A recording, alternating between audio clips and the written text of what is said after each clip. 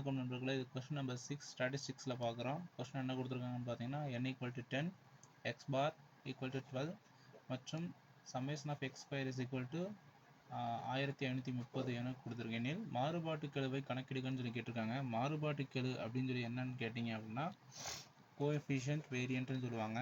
அதுக்கான ஃபார்முலா என்ன அப்படின்னு பார்த்தீங்கன்னா CV is equal to sigma divided by x bar into 100. இதுதான் ஆக்சுவலாக மாறுபாட்டுகளுக்கான ஃபார்முலா. ஆனால் நமக்கு வந்து கொடுத்துருக்க வேல்யூவை வச்சு நம்ம ஃபஸ்ட்டு சிக்மாவை கண்டுபிடிக்கணும். அதாவது சிக்மா அப்படின்னா என்னென்னு பார்த்தீங்கன்னா திட்ட விலக்கம். இந்த திட்ட விலக்கத்துக்கான ஃபார்முலா என்ன அப்படின்னு பார்த்தீங்கன்னா sigma is equal to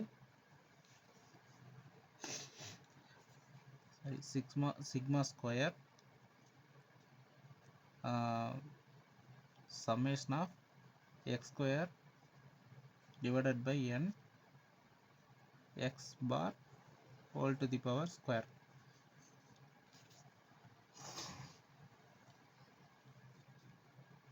substitution பண்ணலாம். சப்ஸ்டியூஷன் பண்ணோம்னா 1530 divided by n என்ன அப்படின்னு பார்த்தீங்கன்னா 10 மைனஸ் எக்ஸ் பார் ஸ்கொயர் அப்படிங்கிறது 12 ஸ்கொயர். இப்போ சைஃபருக்கு சைஃபர் கேன்சல் ஆயிரும். பேலன்ஸ் என்ன இருக்கும் அப்படின்னு பார்த்தீங்கன்னா 153 மைனஸ் இந்த 12 ஸ்கொயருங்கிறது 144.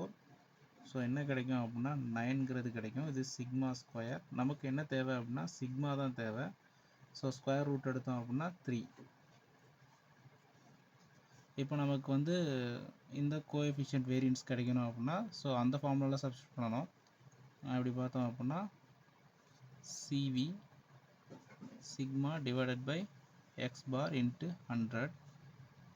இப்போ நமக்கு சிக்மா 3, எக்ஸ் பாருங்கிறது 12 இன்ட்டு 100. ஸோ இது 1 டைம், இது 4 டைம். அப்போ 100/4ங்கிறது 25. இது பர்சன்டேஜுங்க.